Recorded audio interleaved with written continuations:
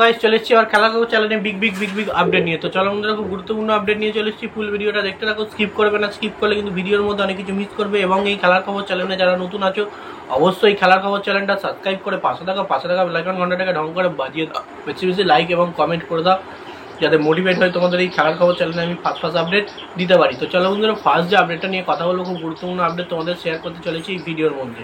তো ফার্স্ট আপডেটটাই হচ্ছে এমবিএসজি শিবিরে কিন্তু মেহতাব সিংকে নিয়ে বিশাল পরিমাণে টানাটানি চলছে। তো ব্যাপারটা হচ্ছে, কালকে ট্রান্সফার মার্কেট সূত্রে কিন্তু একটা বড় খবর জানা গেছে। এমবিএসজি শিবির এবং মুম্বাই সিটির মধ্যে কিন্তু মেহতাব সিংয়ের ডিলটা পুরোপুরি 50-50 হয়ে আছে, মানে 50-50 চান্স হয়ে আছে। ব্যাপারটা হচ্ছে 50% কিন্তু মুম্বাই সিটির দিকে রয়েছে এবং 50% কিন্তু মোহনবাগানের দিকে রয়েছে। মানে বললেই চলে, মোহনবাগানের সঙ্গে মুম্বাইয়ের একটা টানাটানি লড়াই চলছে। কিন্তু যেহেতু 50% চান্স আছে, সেক্ষেত্রে কিন্তু মুম্বাই সিটি এফসি কিছুটা হলেও কিন্তু মেহতাব সিংকে রাখারও চেষ্টা করছে, মানে পুরোপুরি ছেড়ে দেওয়ার কিন্তু চেষ্টা করছে না। সেই কারণেই কিন্তু 50-50 চান্স হয়ে আছে। কিন্তু আমি আগে বলেছিলাম 30% এবং 70% চান্স, মোহনবাগানের দিকে 70 এবং মুম্বাই সিটি এফসির দিকে 30। তো সেটা এখন গিয়ে দাঁড়িয়ে যাচ্ছে 50-50। তো কিছুটা হলেও কিন্তু মুম্বাই সিটি এফসি মেহতাব সিংকে দলে রাখার চেষ্টা করছে। তো মোহনবাগানকে কিছু তারা শর্ত হয়তো দিয়েছে, সেই শর্ত হয়তো মেনে নিলে কিন্তু তাকে মোহনবাগান শিবিরে দেবে। সেই শর্ত নিয়েই কিন্তু কোনো রকম প্রবলেমের কারণে কিন্তু এখনো পর্যন্ত 50-50 চান্স মেহতাব সিংকে নিয়ে হয়ে রয়েছে। তো দেখা যাক মোহনবাগান শেষমেশ মেহতাব সিংকে জয় করে দলে নিতে পারে, নাকি মুম্বাই সিটি এফসি তাদের প্লেয়ার তাদের দলেই স্টে করাবে, সেটাই হচ্ছে বড় ব্যাপার।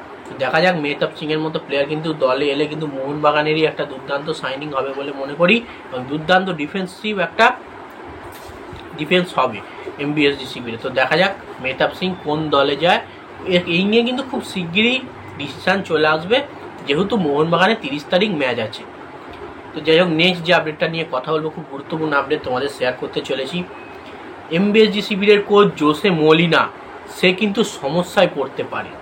তো ব্যাপারটা হচ্ছে, সমস্যায় পড়তে পারে, তার সঙ্গে জোসে মলিনার সঙ্গে আমি ফটো দিয়েছি, সঞ্জীব গোয়েঙ্কা বা দেবাশিস দত্ত দিলেও হতো, বাট জোসে মলিনাকে কিন্তু বড় সমস্যায় পড়তে হবে অ্যাজ এ কোচ হিসেবে। তো ব্যাপারটা হচ্ছে, কেন সমস্যায় পড়তে হবে? তো তোমরা নিশ্চয়ই জানো, মোহনবাগান সব প্লেয়ার সাইনিং করাচ্ছে, ভালো ভারতীয় প্লেয়ারদের দিকে টার্গেট রয়েছে, সই করাচ্ছে, বিদেশি প্লেয়ারও একটা সই করিয়ে নিয়েছে। তো ব্যাপারটা হচ্ছে, বেসিক্যালি এখনো পর্যন্ত দেখলুম না এমবিএসজি শিবিরে অ্যাটাকিং, মানে বিদেশি অ্যাটাকিং মিডফিল্ডার হিসেবে কোনো বিদেশি টার্গেট এলো, সাইনিং হচ্ছে, এমনটা কিন্তু কোনো রকমই খবর এমবিএসজি শিবিরে আসেনি। যেহেতু এমবিএসজি শিবিরে বিদেশি অ্যাটাকিং মিডফিল্ডার প্লেয়ার এখনো পর্যন্ত নেই, উইদাউট অ্যাটাকিং মিডফিল্ডার প্লেয়ার ছাড়া কিন্তু এমবিএসজি দল এখন রয়েছে। খুব শিগগিরই যদি না অ্যাটাকিং মিডফিল্ডার প্লেয়ার সাইনিং করা বিদেশি, তাহলে কিন্তু এমবিএসজি শিবিরের মিডফিল্ড কিন্তু খুবই খারাপ পর্যায়ে হতে চলেছে।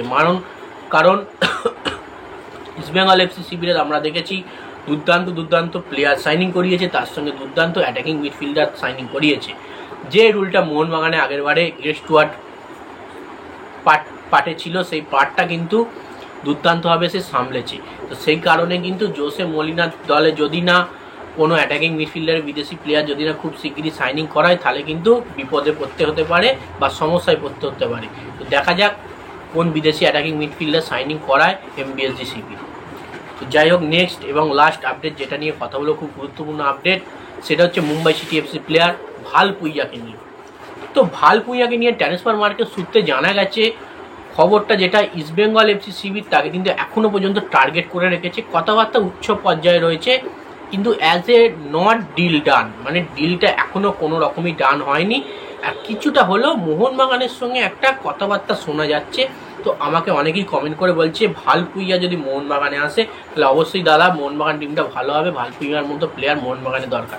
তো অবশ্যই ভালপুইয়ার মতো প্লেয়ার কিন্তু মোহনবাগানে অবশ্যই দরকার, কারণ এখন যে পর্যায়ে রয়েছে সেটা হচ্ছে ইস্টবেঙ্গলের দিকে ভালপুইয়া পুরোপুরি ঝুলে রয়েছে, কিন্তু কোনো রকম তাদের সঙ্গে ইস্টবেঙ্গলের ডিলটা ডান হয়নি, কথাবার্তা চলছে। তো দেখা যাক লাস্ট পর্যন্ত মোহনবাগান না ইস্টবেঙ্গল কে দলে নিতে পারে। তো কোনো রকমই কি যে মোহনবাগান ভালপুইয়াকে টার্গেট করেছে এমন কোনো খবর কিন্তু আমার কাছে নেই, একমাত্র ইস্টবেঙ্গলই টার্গেট করে রেখেছে। তো যাই হোক, দেখা যাক কী হয় লাস্ট পর্যন্ত ভালপুইয়াকে নিয়ে। ভিডিওটা যেইটুকুই। ভিডিওটা ভালো লেগে থাকলে লাইক কমেন্ট শেয়ার সাবস্ক্রাইব করে পাশে থাকো। চলো বন্ধুরা, বাই, নেক্সট ভিডিও আবার দেখা হচ্ছে।